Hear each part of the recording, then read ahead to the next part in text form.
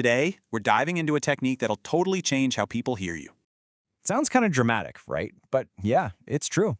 And it all boils down to one thing. It's like a secret key for unlocking what your words really mean. So let's get into it. Okay, we're going to try a little drill. Same sentence 7 times. Just listen to what changes. First up, let's stress the word I. The message, hey, someone else said it, not me.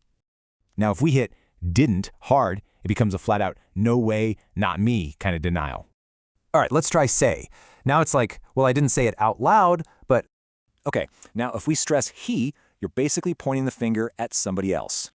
Now for the verb. Stressing stole changes everything. Maybe he just borrowed it, you know? Even a tiny word like the matters. Now it's about a very specific pile of cash. And last one, stress money. Now you're saying he stole something, just not the cash.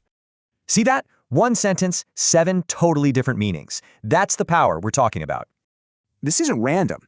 It's a choice with real consequences, especially if you're a leader. Let's check out a couple of real-world examples to see how this plays out. This really shows the massive difference between a demand and a simple suggestion. The instructor's aggressive emphasis just created instant resentment. It backfired big time. But Coolidge, he used praise first, which softened the correction and saved his secretary's pride.